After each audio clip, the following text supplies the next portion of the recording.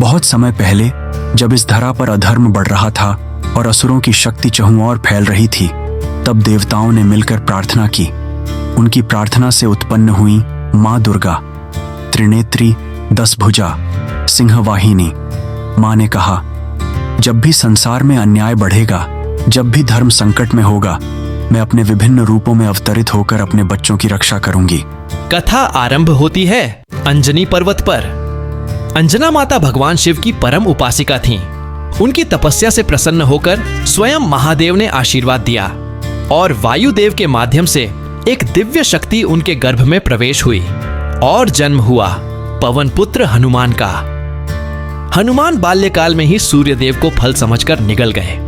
देवता चकित हो गए, पर यही बालक आगे चलकर प्रभु श्री राम का सबसे प्रिय भक्त बना। श्री राम और हनुमान का मिलन वनवास के समय जब माता सीता का हरण हो गया, तब श्री राम व्याकुल हो उठे।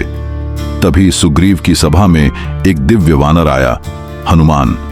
राम और हनुमान का प्रथम मिलन हुआ। ज्यों ही हनुमान ने प्रभु राम का नाम सुना, वे चरणों में गिर पड़े।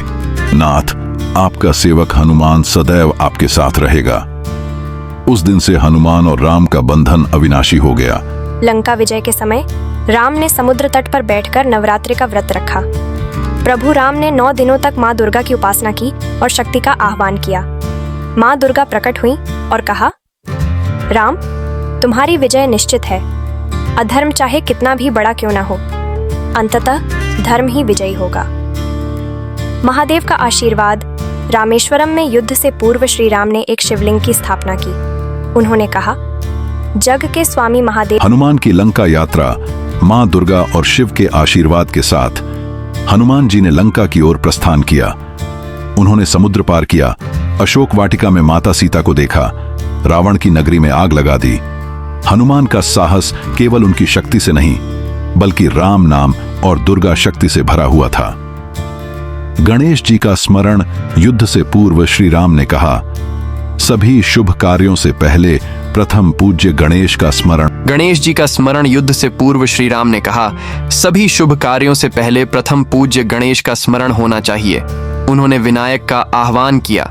गणेश जी ने आशीर्वाद दिया, राम, यह धर्म युद्ध तुम्हें अपार यश और विजय देगा।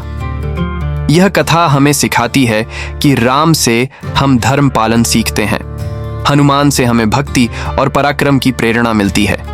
माँ दुर्गा हमें शक्ति देती है। महादेव हमें संयम और ज्ञान का आशीर्वाद देते हैं। गणेश हमें बुद्धि और शुभ फल प्रदान करते हैं। जब भी जीवन में कठिनाई आए तो इन पंचदेवों का स्मरण करें। राम का नाम, हनुमान का साहस, दुर्गा की शक्ति, शिव का आशीर्वाद और गणेश की कृपा, यही जीवन का सबसे बड़ा संबल है।